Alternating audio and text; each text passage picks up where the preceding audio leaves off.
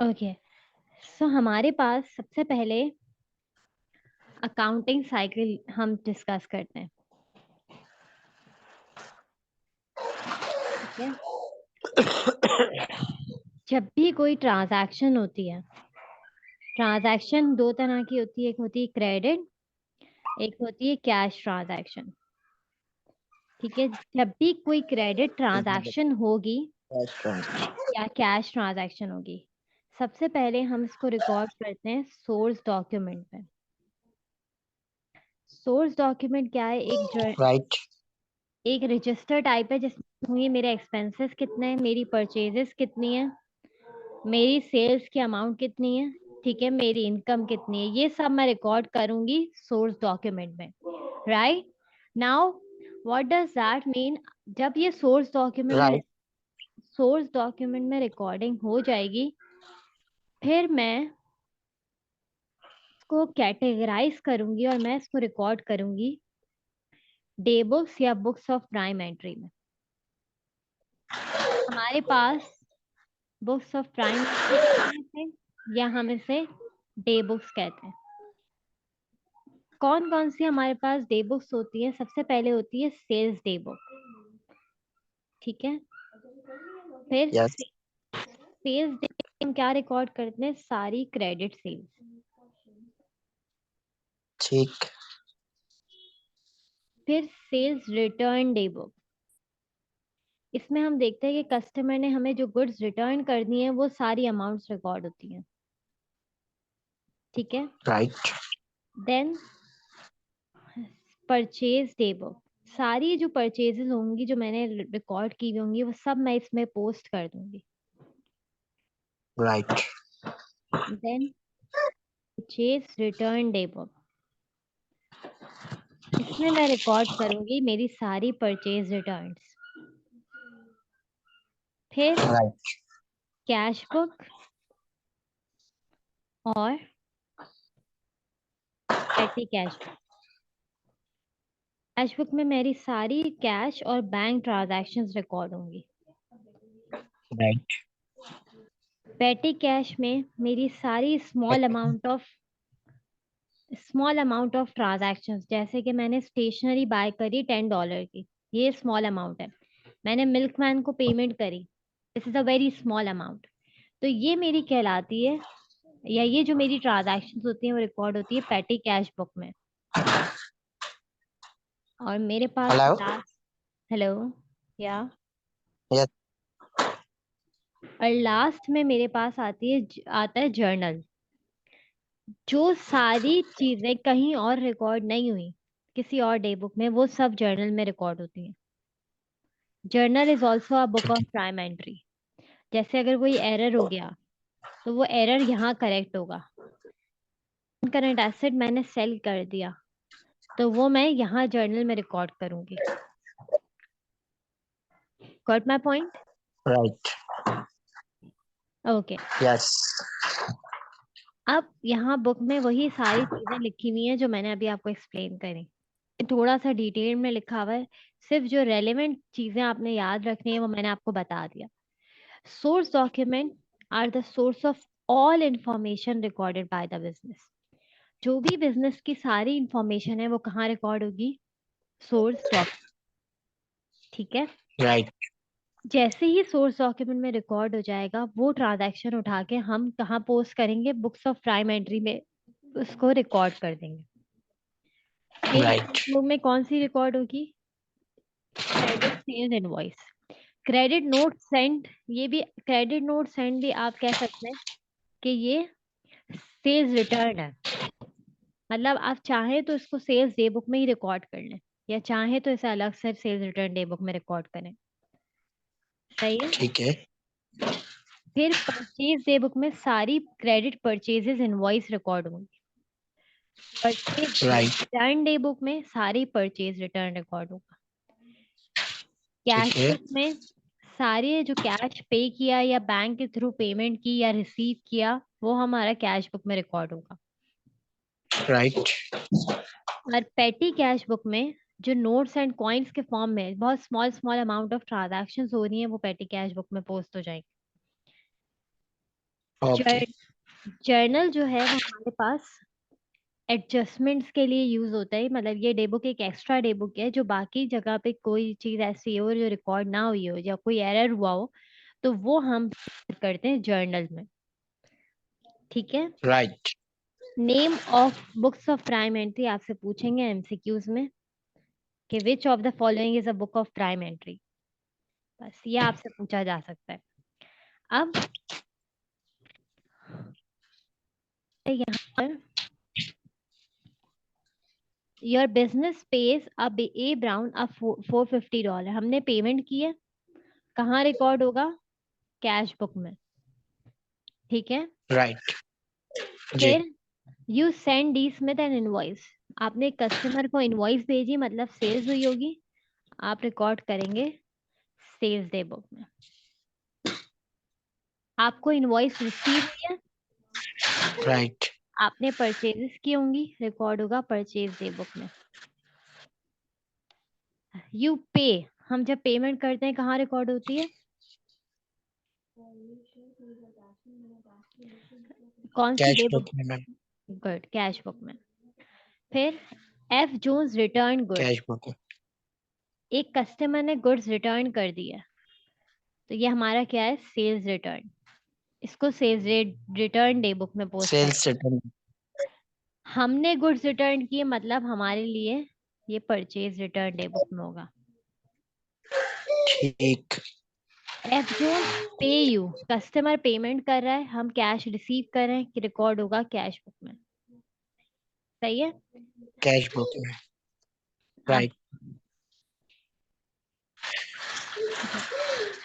जब हम individual supplier या इंडिविजुअल कस्टमर का अकाउंट बना रहे होते हैं, मतलब फॉर एग्जांपल मैं मिस्टर ए का अकाउंट बना रही हूँ, मिस्टर बी का अकाउंट बना रही हूँ, हर कस्टमर का सेपरेट डिफरेंट नेम है, हर कस्टमर का अकाउंट सेपरेट बनेगा, राइट?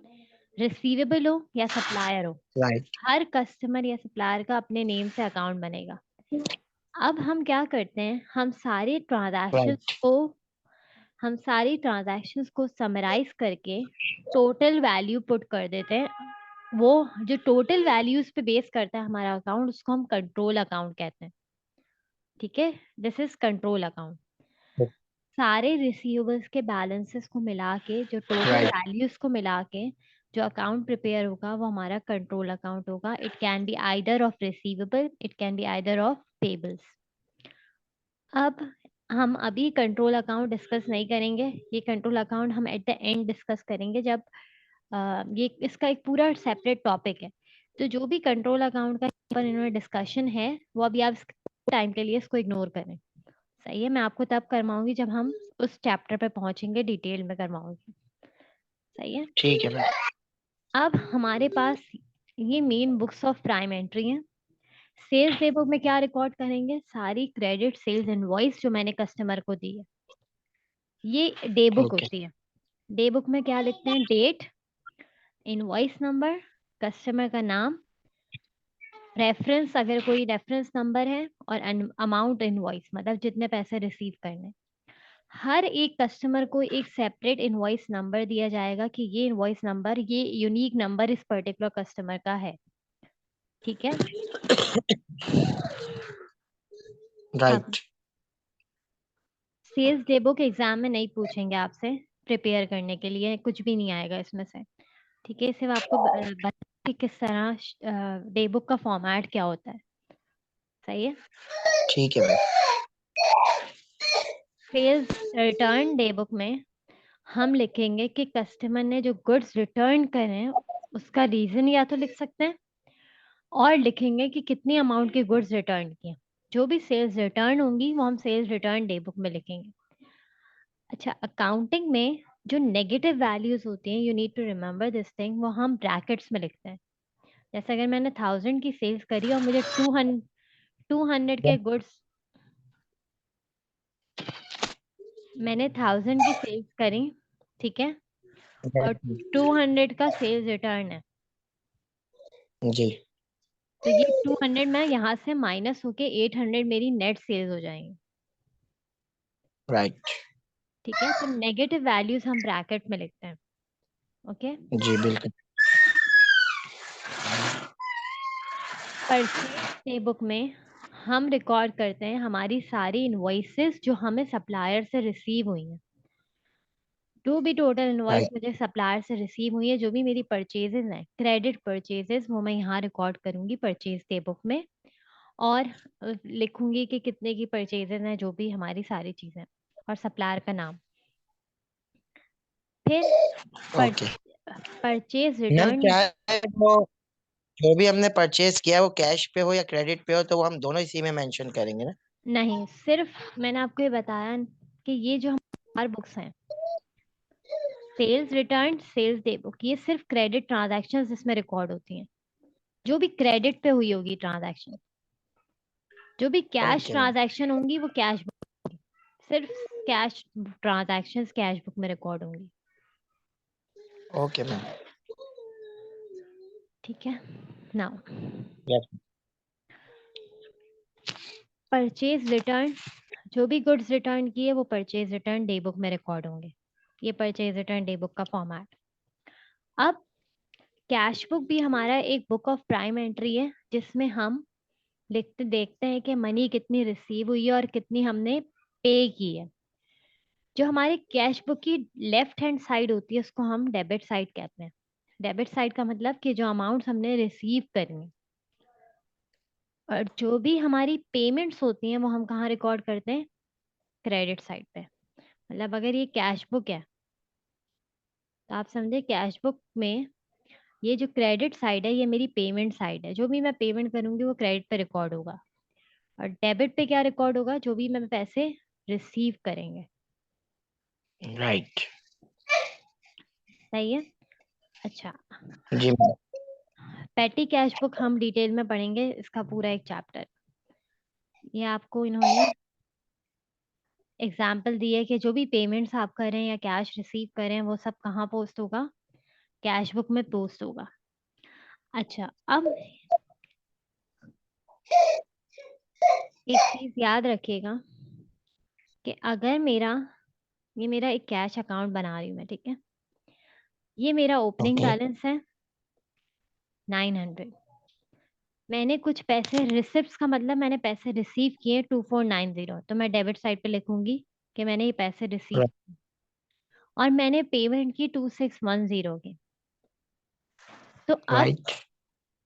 जो एट द एंड मेरा बैलेंस, ये मेरी रिसिप्ट्स हैं, जो एट द एंड मेरा बैलेंस बच जाएगा ड्यूरिंग द मंथ या during the year, during the month, ठीक है, वो मेरा कहलाता है जी। CD balance. सीडी बैलेंस क्या होगा? 780। अब ये कैसे आया ये मैं बताऊंगी बाद में। जो सीडी बैलेंस होता है उसको हम क्लोजिंग बैलेंस कहते हैं। मंथ के एंड में जो मेरे पास कैश बच गया वो मेरा 780 है। और ये मेरा क्या है? क्लोजिंग बैलेंस, या इसको हम कहते हैं balance carried down. Okay ma'am. और फॉर एग्जाम्पल ये मेरा कैरिड डाउन या क्लोजिंग बैलेंस 30 जून का है, तो 1 जुलाई को ये मेरा बन जाएगा ब्रॉड डाउन बैलेंस 780। जो यहाँ मेरा क्लोजिंग है वो on the other side next month मेरा क्या बन जाएगा? ओपनिंग बैलेंस बन जाएगा। Yes ma'am. और ओपनिंग बैलेंस को हम कहते हैं बैलेंस ब्रॉड डाउन या बैलेंस बीडी। सही है। राइट। अब ये हम कैलकुलेट किस तरह करते हैं ये हम चैप्टर 4 में देखेंगे। ओके।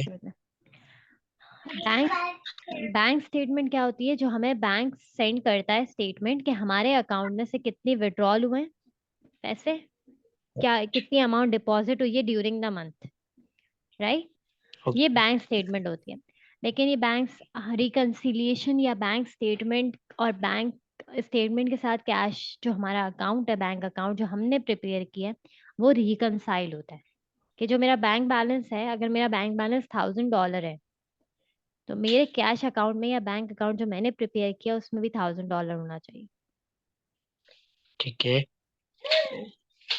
तो ये हमें एक बार इसको मेक श्योर करना है कि हमारा ये हम इसको रिकंसिलिएशन कहते हैं, और हम बैलेंसेस को मैच करेंगे जब हम बैंक स्टेटमेंट या बैंक रिकंसिलिएशन वाला टॉपिक डिस्कस करेंगे।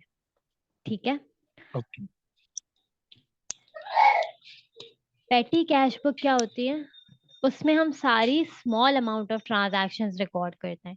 जैसे हमने मिल्कमैन को पेमेंट कर दी, पोस्टेज स्टैम्प्स बाय कर लिया, ठीक है, टैक्सी फेयर पे कर दिया। This is often called the cash float. Basically इसमें क्या है, पेटी कैश बुक में हम अभी सिर्फ इस पैटी कैश का आइडिया मुझे थोड़ा, बेसिकली हमारे यहाँ भी होता है पैटी कैश। मैं हम्म। रेस्टोरेंट फील्ड से हूँ, मैं मैनेजमेंट में हूँ, तो हमें है पेटी कैश का आइडिया। ये चैप्टर जो आपने मुझे बताया है ये तो थोड़ा मुझे इजी लगा, क्योंकि ये रेस्टोरेंट फील्ड से भी रिलेटेड है, तो उसको समझने में थोड़ा इजी रहा मैम। हाँ, क्योंकि ये लाइक ये तो हम अभी बेसिक बेसिक पढ़ रहे हैं।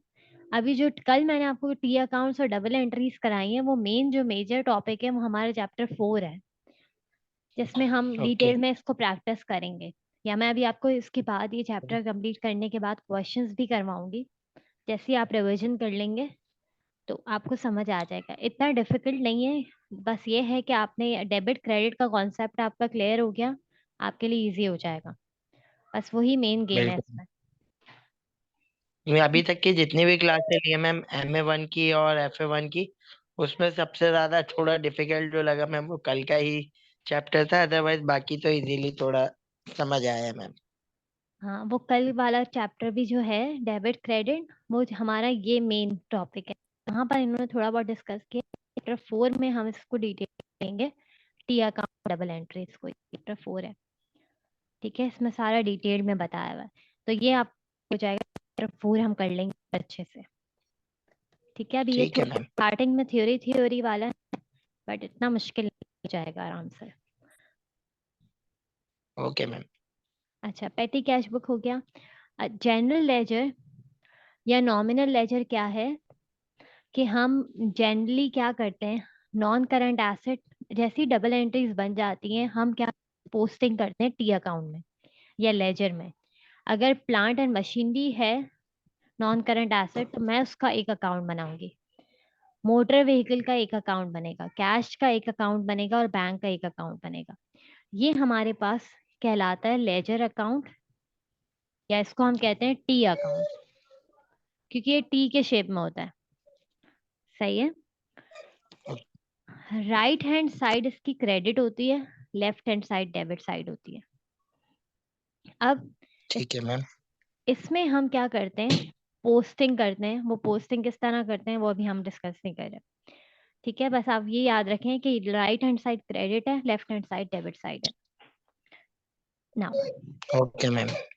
जैसे ही डे बुक्स में एंट्री हो जाती है, हम डे बुक से वैल्यू पिक करते हैं और उसको कहाँ पोस्ट कर देते हैं, हमारे टी अकाउंट या लेजर में, लेजर। ठीक है। अच्छा, राइट।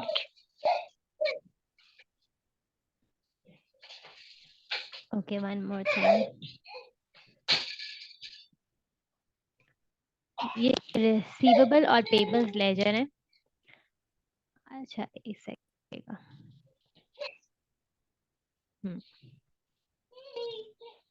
देखें, हमारे पास दो तरह के अकाउंट्स होते हैं, एक होता है इम्पर्सनल अकाउंट और एक होता है पर्सनल अकाउंट। इम्पर्सनल अकाउंट होते हैं हमारे जनरल लेजर, जैसे एक्सपेंस का अकाउंट हो गया, ठीक है, रेंट का अकाउंट हो गया, रेंट एक्सपेंस का अकाउंट हो गया, फॉर एग्जांपल सेल्स का अकाउंट हो गया। ये जनरल लेजर्स कहलाते हैं, जो स्पेसिफिकली किसी पर्सन के नेम से नहीं बन रहे, उनको हम कहते हैं इम्पर्सनल अकाउंट्स, ठीक है। ओके। पर्सनल अकाउंट्स क्या होते हैं, जो मैं कस्टमर के नेम से, जैसे मैं आपके नेम से बना रही हूँ एक अकाउंट, ठीक है, मैं मिस्टर ए अली के नेम से फॉर एग्जांपल एक अकाउंट बना रही हूँ, ये कहलाते हैं पर्सनल अकाउंट्स। जो कि किसी पर्टिकुलर पर्सन के नेम से ये स्पेसिफिक अकाउंट जो बन रहा है वो पर्सनल अकाउंट है, ठीक है। अब यस मैम। ये स्टेटमेंट आपसे एग्जाम में पूछी जा सकती है, personal accounts do not form part of the double entry system. तो हमेशा याद रखिएगा कि पर्सनल अकाउंट हमारा डबल एंट्री सिस्टम का पार्ट नहीं होता, ये हमारे सिर्फ मेमोरेंडम अकाउंट्स होते हैं। Okay personal double entry system का पार्ट किस तरह नहीं होता है, ये कंट्रोल अकाउंट में आपको बताऊंगी कि कंट्रोल अकाउंट में हम सारी वैल्यूज, टोटल सेल्स रिटर्न सब एक अकाउंट में रिकॉर्ड कर देते हैं।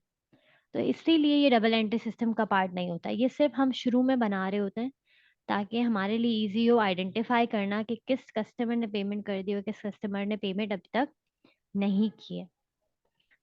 ठीक है, तो यूजुअली जो पर्सनल ओके अकाउंट होते हैं वो दो बनते हैं। एक रिसीवेबल लेजर होता है कि हर कस्टमर का अपने नेम से अकाउंट बन रहा है, और एक क्या होता है, पेबल्स लेजर, जिसमें हर सप्लायर का एक अलग अकाउंट बनेगा। अब ये रीजन क्या है कि हम अलग पर्सनल अकाउंट बना रहे हैं हर कस्टमर सप्लायर का, ये कि हम कस्टमर की इंफॉर्मेशन हमारे पास है, कस्टमर को हम टेलीफोन कॉल करके बोल सकते हैं कि आप अपनी पेमेंट जो ड्यू है वो पे कर दें, राइट। अगर मैं सारे ओके टोटल अमाउंट्स लिख दूंगी तो it would be difficult for me. तो मैं एक फॉर एग्जांपल मिस्टर ए का अकाउंट है और मिस्टर बी का अकाउंट है, मिस्टर ए का अकाउंट देख के मुझे पता चलेगा कि ये अमाउंट मुझे रिसीव करनी है, ठीक है, इनको मुझे कॉल करना है या फॉलो अप कॉल करनी है। मिस्टर ए की क्रेडिट पोजीशन क्या है? क्रेडिट पोजीशन का मतलब क्या है कि मैंने उनको अगर 10 दिन का टाइम दिया था, ठीक है, अगर ये 10 डेज की क्रेडिट लिमिट जो है वो एक्सीड हो गई है तो फिर मैं उनको आगे फर्दर गुड सेल नहीं करूंगी। ओके तो क्रेडिट लिमिट का होता है जितना टाइम पीरियड आपने दिया है, with in this time period customer को मुझे पेमेंट कर देनी चाहिए अब तक। और इसका ओके एक और रीजन क्या होता है कि मेरी जो पेमेंट्स अब तक रिसीव हुई हैं उसको मैं मैच करूंगी अमाउंट ड्यू। अगर 5,000 का डेट है तो मैं इसको मैच करूंगी कि मुझे अब तक पैसे कितने रिसीव हो चुके हैं, ठीक है, और कितनी अमाउंट ड्यू पर। क्लियर है? जी मैम ओके, नाउ इसी तरह पेबल्स का अकाउंट बनता है। पेबल्स में सिंपली हमें पेमेंट करनी होती है तो हम देखेंगे कि हमारी जो टाइम लिमिट हमें सप्लायर ने दी है हम उसके अंदर अंदर पेमेंट कर दें। इस टॉपिक 6 को अभी हम नहीं कर रहे, ठीक है, टॉपिक 6 अभी मैं इस यहाँ नहीं करा रही, ये एग्जैक्टली सेम कॉपी पेस्ट होके चैप्टर नंबर 15 में आई गेस है, चैप्टर 15 या 16 में, तो ये मैं उसमें करवाऊंगी कवर अप, ठीक है, अभी हम इसको नहीं कर। ओके टैक्स याद है हमने पढ़ा था, सेल्स टैक्स। यस मैम मैंने आपको जी बताया था कि सेल्स हमेशा नेट ऑफ टैक्स रिकॉर्ड होती हैं।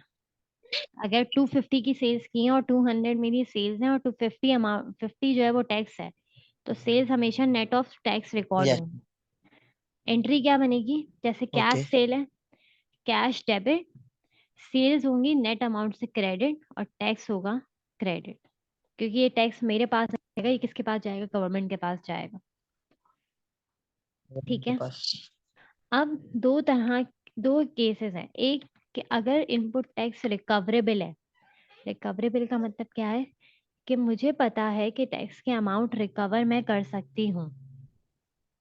दो चीजें थी, एक था टैक्स पेबल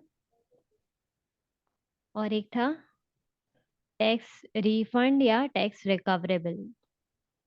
अगर मुझे पता है कि मैं टैक्स रिकवर करूंगी, मुझे रिफंड मिलेगा, तो मैं ये एंट्री बनाऊंगी, ठीक है, मतलब मेरी परचेजेस में से एक्सक्लूड हो जाएगी टैक्स की अमाउंट अगर यस मैम रिकवरेबल होगा, और अगर रिकवरेबल नहीं होगा तो ग्रॉस अमाउंट से एंट्री बनेगी। सही है? तो एक चीज याद रखनी है आपने, एग्जाम में मेंशन्ड होगा कि रिकवरेबल है या नहीं है, उसके अकॉर्डिंगली आप क्या करेंगे?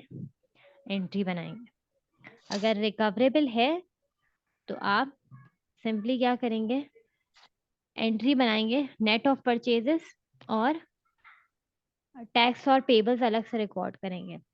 अगर रिकवरेबल नहीं है तो ग्रॉस अमाउंट से एंट्री बनेगी। ठीक है मैम नाउ ठीक है, सेल्स टैक्स अलग। अब ये सेल्स टैक्स का एक अकाउंट बताया हुआ है मैम इन्होंने। ग्रॉस अमाउंट में तो ऑलरेडी टैक्स इंक्लूड ही होता है ना ग्रॉस अमाउंट में टैक्स इंक्लूडेड होता है जी, नेट अमाउंट में नहीं होता। नेट अमाउंट से टैक्स कट जाता है बिल्कुल नेट टैक्स इंक्लूडेड नहीं होता, एक्सक्लूसिव होता है, और ग्रॉस में इंक्लूसिव ऑफ टैक्स होता है। अच्छा, राइट। अब ये टी अकाउंट है। अब इस टी अकाउंट में आप सिंपली, ये टी अकाउंट में यहाँ गिवन है, लेकिन आप इसको टी अकाउंट को इस तरह देखें कि अगर हमारे पास टैक्स क्या है, इनपुट टैक्स है, ठीक है, तो एंट्री क्या बनती है, purchases debit, input tax debit, और सेल इनपुट टैक्स डेबिट और पेबल्स क्रेडिट या कैश क्रेडिट। तो इनपुट टैक्स मेरा सेल्स टैक्स के अकाउंट में कहाँ आएगा, डेबिट साइड पे। और इसी तरह अगर आउटपुट टैक्स होगा तो वो क्रेडिट पे आएगा, क्योंकि सेल्स क्रेडिट होती हैं और सेल्स टैक्स भी क्रेडिट होता है। तो टैक्स के अकाउंट में कहाँ आएगा, क्रेडिट साइड पे। क्रेडिट ठीक है, साइड पे। अगर कैश सेल्स हो रही हैं तब भी कहाँ आएगा, क्रेडिट पे आएगा। और अगर कैश परचेजेस हो रही हैं तो डेबिट पे आएगा। ठीक है, लेकिन आप इसको एग्जाम में टी अकाउंट से जी नहीं मैम। बल्कि इक्वेशन से सॉल्व करिएगा तो आपको समझ ज्यादा इजीली आपसे हो जाएगा। जो मैंने आपको इक्वेशन बताई थी, output tax minus input tax वाली, output tax minus input tax होता था टैक्स पेबल, याद है, यस मैम। और रिसीवेबल। तो आप इस इक्वेशन सॉल्व करेंगे, आपको पता चल जाएगा क्या है, पेबल है या रिसीवेबल है। नाउ कोडिंग आपने पढ़ी है MA1 में अब तक? Yes ma'am. जी ठीक है, कोडिंग क्या होती है, कोड्स क्या होते हैं?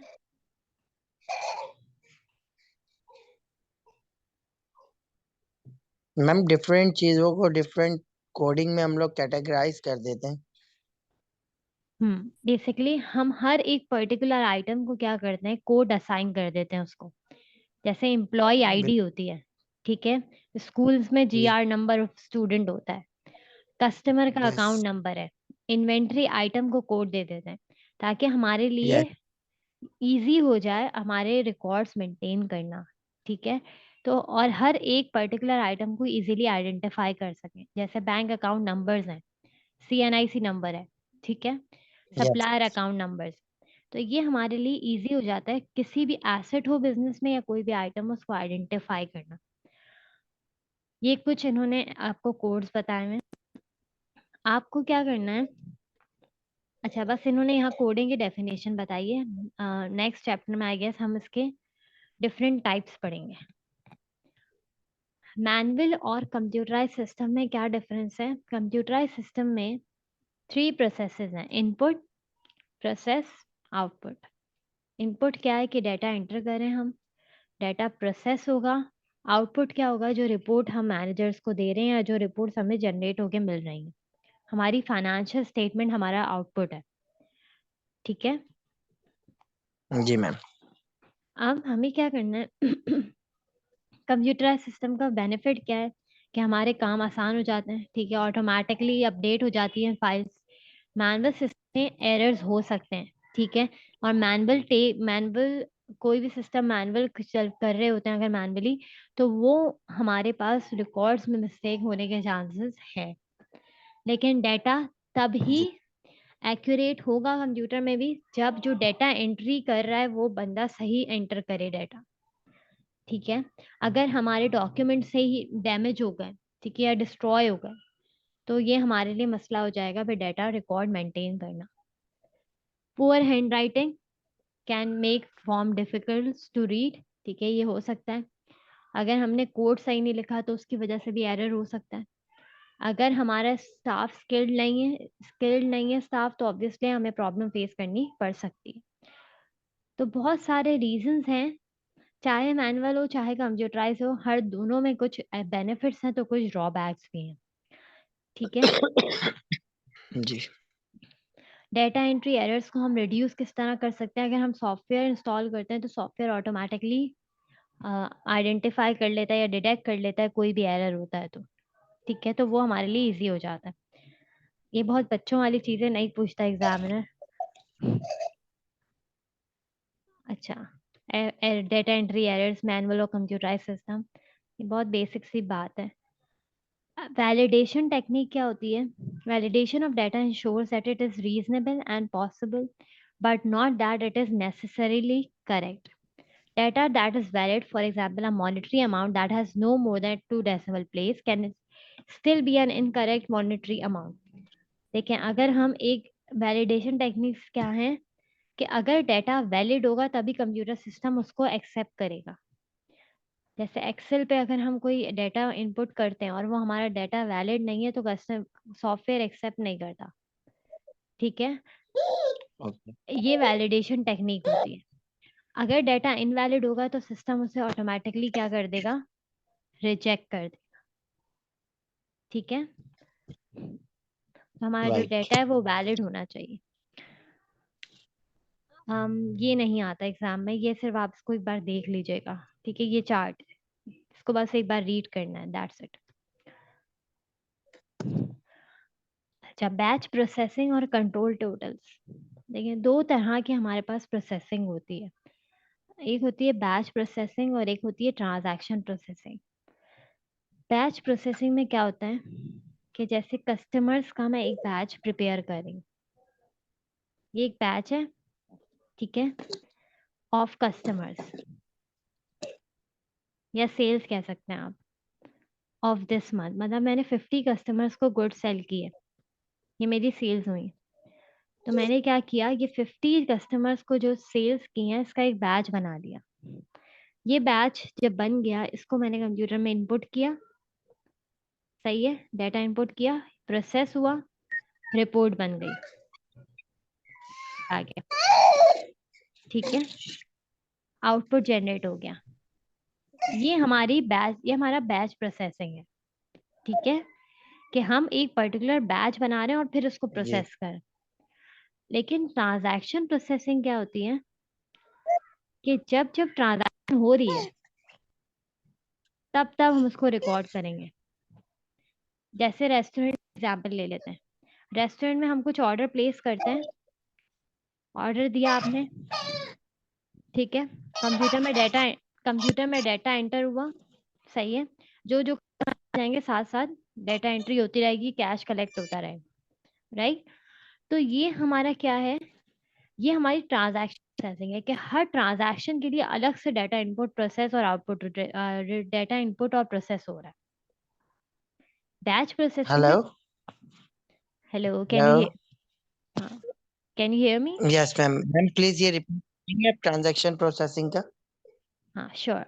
ट्रांजैक्शन प्रोसेसिंग क्या है कि जैसे रेस्टोरेंट में हम ऑर्डर प्लेस करते हैं, ठीक है, ऑर्डर प्लेस करने के बाद यस. ऑर्डर कंफर्म होता है, पेमेंट हो जाती है, राइट, पेमेंट रिसीव हो जाती है. जी. तो हमारे पास जब बिल- जब कोई ट्रांजैक्शन होगी हर एक ट्रांजैक्शन की अलग से रिकॉर्डिंग होगी.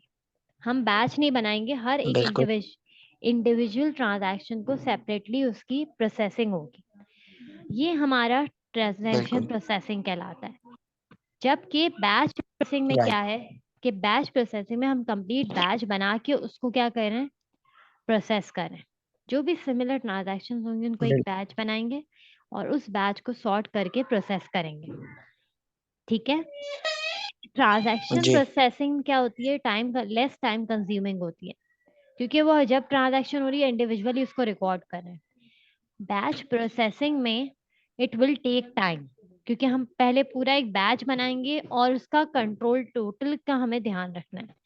कंट्रोल टोटल्स क्या होते हैं कि हमें इंश्योर करना है कि जो डाटा हमने इनपुट किया है, जो बैच इनपुट किया, उसमें कोई एरर नहीं होना चाहिए.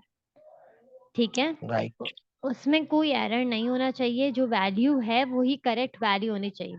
और इसके लिए हमें ज़रूरी है कि हम किसी और पर्सन से भी उसको चेक करा लें कि जो टोटल वैल्यू आई है वो सही है या नहीं. ठीक है, ओके.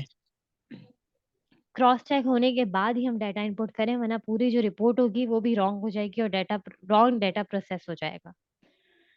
सही है, ओके मैम. ये डिफरेंस है दोनों में. अब ठीक है, अब हमारे पास क्या है, अकाउंटिंग सिस्टम्स है.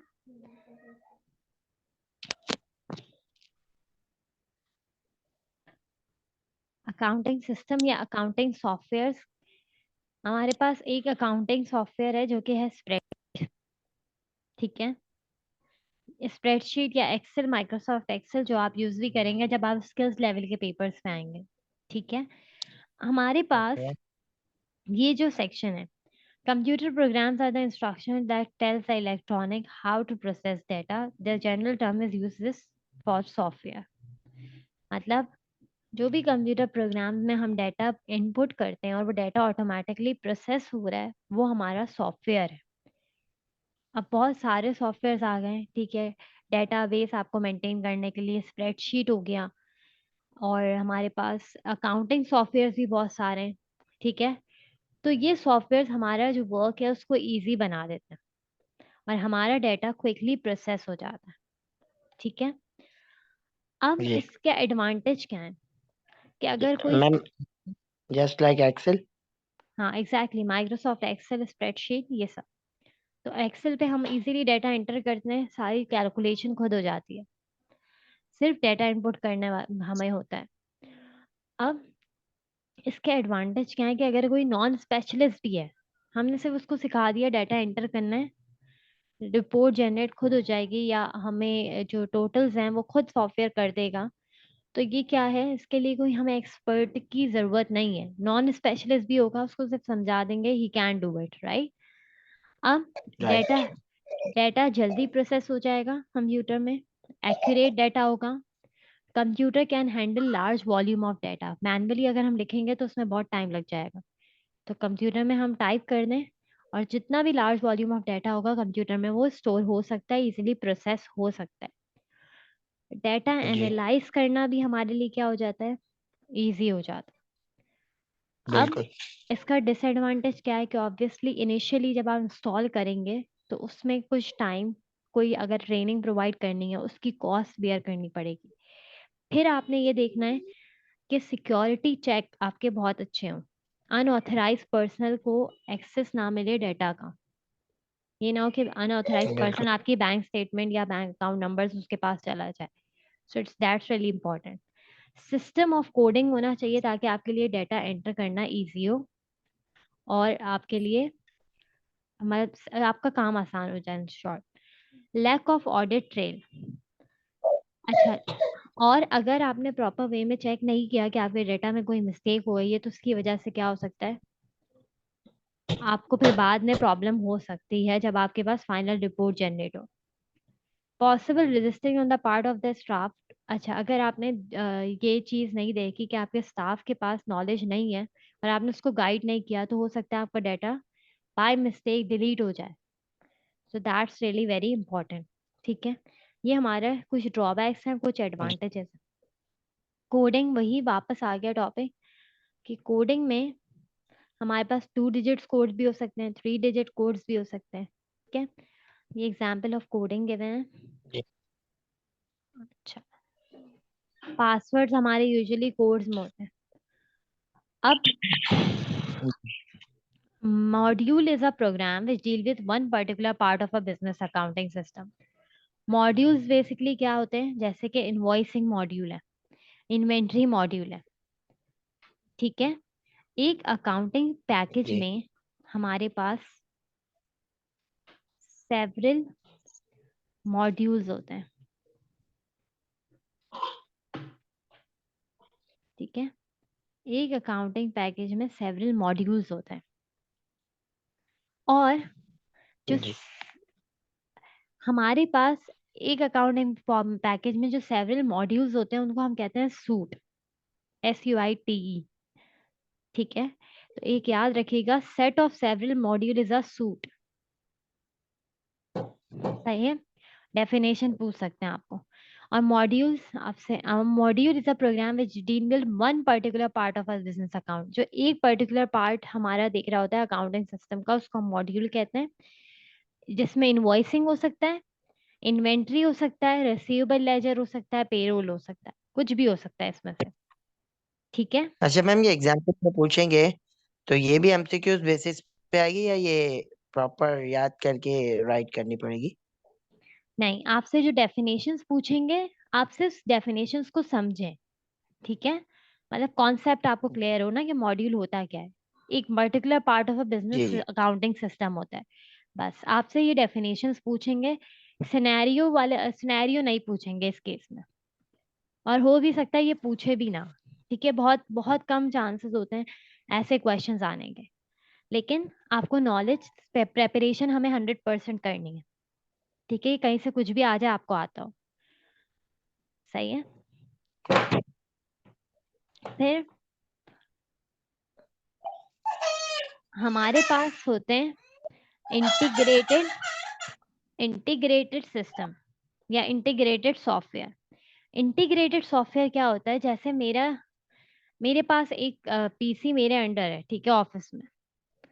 अब क्या होगा कि ये पीसी जो है या जो भी मैं इस पे वर्किंग कर रही हूँ, वो मेरे बॉस के पीसी से क्या होगा? इंटीग्रेटेड होगा। या आप एक और तरीके से इसको कर सकते हैं, जैसे अगर रिटेल स्टोर पे एक पीसी इंस्टॉल हुआ हुआ है काउंटर पे, ठीक है, ये पीसी इंटीग्रेटेड है जो वेयर हाउस में एक पीसी लगा हुआ है उससे। राइट। जैसे ही यहाँ सेल्स होती जाएगी, ये वेयर हाउस वाले पीसी में भी चेंजेस होते रहेंगे। राइट, ऑटोमेटिकली लिंक्ड है कि हाँ ये पेमेंट, जी जैसे अगर ये कोई गुड सेल हुआ है तो यहाँ पर वेयर हाउस में पीसी में आ रहा होगा कि 5 यूनिट्स हैव बीन सोल्ड या 5 यूनिट्स रिमेनिंग, कुछ इस तरह। तो ज्यादातर ये इन्वेंट्री राइट। मूवमेंट को रिकॉर्ड करता है कि हमारे इतने गुड सेल हो चुके हैं, अब इतने रिमेनिंग है। ठीक है, और या तो ये हो भी जी सकता है कि आपके मैनेजर, सीनियर मैनेजर के साथ आपके एम्प्लॉयज का पीसी इंटीग्रेटेड हो ताकि उन्हें ही पता चल सके। तो any could be reason. Now, अब जनरल लेजर मॉड्यूल्स, ये हमारे कुछ payroll module, payables module, inventory module, ये सब क्या है? आपस में लिंक्ड है सिस्टम। आपस में ये सिस्टम लिंक्ड है। सारी चीजें जो भी इसमें अपडेट होती हैं वो क्या होता है? एक जनरल लेजर मॉड्यूल या जो एक पीसी है उसमें सारी चीजें, जो भी एक्टिविटी हो रही होगी दूसरे कंप्यूटर्स पे, वो उसमें शो हो रही होगी। ऐसा हमारे एसीसी के एग्जाम्स में भी होता है कि एक पीसी जो होता है वहां पर होते हैं ब्रिटिश काउंसिल के कोऑर्डिनेटर। वो उस पीसी के थ्रू देख रहे होते हैं कि सारे जो पीसी स्टूडेंट्स यूज कर रहे हैं उसमें वो एग्जाम विंडो ही ओपन करके बैठे हैं। तो वो मॉनिटरिंग के लिए यूज करते हैं। ठीक है, we call it as integrated system. जी मैम। अब एडवांटेज क्या है? It become possible to make one entry in one of the just one entry in one of the ledgers which automatically update the others। आपने एक जगह entry कर दी, automatically सारे जो पीसीज हैं अपडेट हो जाएंगे, उसमें वो अपडेट हो जाएगी जो भी चीज एंट्री है। ठीक है, एक जगह एंट्री हो गई, सारे जो हमारे पास लेजर्स हैं वो ऑटोमेटिकली क्या हो जाएंगे? अपडेट हो जाएंगे। राइट। फिर राइट। दूसरा एडवांटेज क्या है कि यूजर्स कैन स्पेसिफाई। ठीक है, जो हमें स्पेसिफिक फाइल चाहिए होगी वो हम स्पेसिफिकली फाइल जो है वो एक्सट्रैक्ट कर देते हैं। जो भी डाटा हमें रिक्वायर्ड होगा वो हम इजीली एक्सट्रैक्ट कर सकते हैं अपने पीसी से, हमें किसी और के पास जाने की जरूरत ही नहीं। सही है, तो वो डाटा आपके पास भी जी अवेलेबल होगा। वर्कलोड क्या हो जाएगा? कम हो जाएगा क्योंकि ऑटोमेटिकली सारी चीजें अपडेट हो रही हैं। डिसएडवांटेज क्या है? कि आपको ज्यादा कंप्यूटर मेमोरी रिक्वायर्ड होगी। राइट, क्योंकि एक प्रोग्राम ही एक्सपेक्ट कर रहे हैं आप कि वो सारी चीजें करेगा। ठीक है, तो ये हमारे पास क्या है? ये एक इसका ड्रॉबैक हो सकता है। ठीक है, नाउ जी। Counting module. ठीक है, मेंटेन अ नॉर्मल। हाँ, अब हम रिसीवेबल लेजर फाइल, जो कस्टमर की फाइल होगी उसमें हम लिखेंगे कस्टमर का अकाउंट नंबर, कस्टमर का नेम, एड्रेस, उसको क्रेडिट लिमिट उसकी क्या है। ठीक है, कस्टमर का बैलेंस कितना है, उसकी अकाउंट टाइप क्या है। ये सब हम कहाँ रिकॉर्ड करेंगे? कस्टमर की फाइल में, कस्टमर के लेजर में। बहुत सारे रिकॉर्ड्स को हम कंबाइन करते हैं। A file is made up of records, ये चीज याद रखिएगा।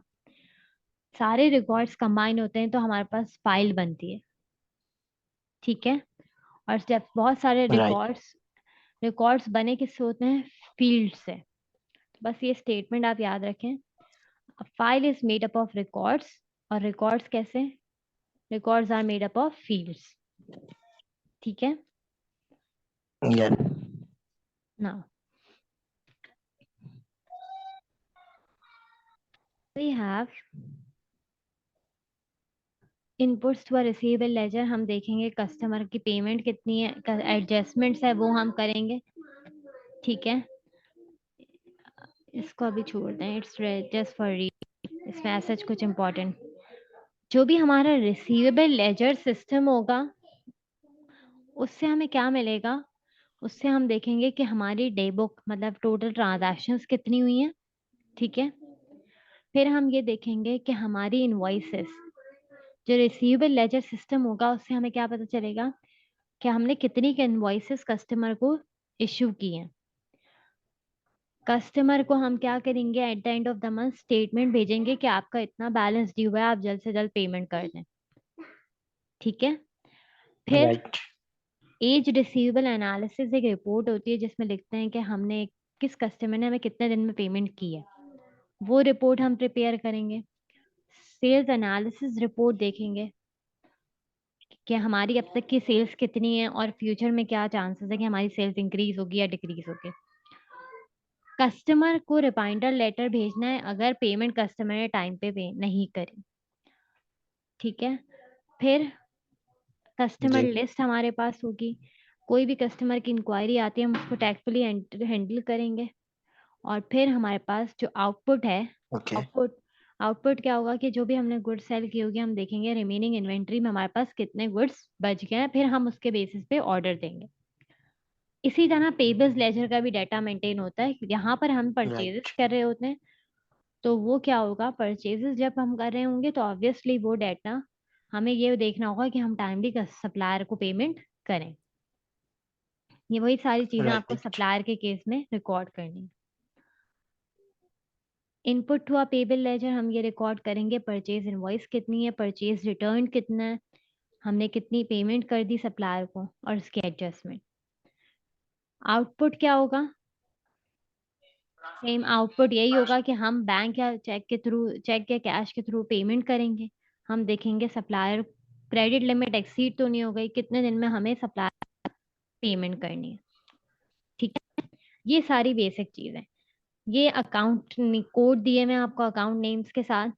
ठीक है, और जी। ठीक है, दैट्स इट। और फिर जनरल लेजर से हम ट्रायल बैलेंस और फाइनेंशियल स्टेटमेंट्स बनाते हैं जो कि हम चैप्टर 4 में देखेंगे। Okay, now this chapter is जी ma'am. completed. Now what's your task is you have to go through chapter 1 3, कि आपने इसे बहुत अच्छे से रीड करना है। जब आपकी पूरे चैप्टर 1 to 3 आप रीड कर लेंगे, स्टडी कर लेंगे बुक से, हम इसके कुछ क्वेश्चंस करेंगे और उसके बाद हम चैप्टर 4 स्टार्ट करेंगे। ठीक है मैम। तो आपने ये लाजमी इसको गो थ्रू करना है। सही है, मैं अभी चैप्टर 4 पे स्टार्ट नहीं कर रही क्योंकि आपने रिवीजन करना है, फिर उसके बाद ही मैं स्टार्ट करवाऊंगी। फिर चैप्टर 4 के बाद मैं आपका एक टेस्ट लूंगी। ओके। ठीक है, क्वेश्चन प्रैक्टिस करवाने के बाद। ठीक सही है, है। Okay ma'am. ठीक है, तो कर लेंगे ये बिफोर द नेक्स्ट क्लास। इंशाल्लाह मैम। फिर आज हम लोग इतना ही रखते हैं, फिर इंशाल्लाह हम चैप्टर 4 स्टार्ट करेंगे, चैप्टर 1 to 3 के क्वेश्चंस ठीक है करके। मैम। ओके, ओके, अल्लाह ओके मैम। हाफिज। मैम, इसका जो लिंक है वो आप मुझे शेयर कर देंगी? हाँ, मैं आप अपलोड करवा देती हूँ, अगर अपलोड नहीं होता तो I just share it with you. ठीक है, ओके। अच्छा मैम, एक क्वेश्चन और था। आपने जो आज मुझे लिंक शेयर किए हैं वो मेरी ही क्लास के हैं या डिफरेंट क्लासेस के, मतलब सेम चैप्टर पे थे वो? देखें वो जो मैंने आप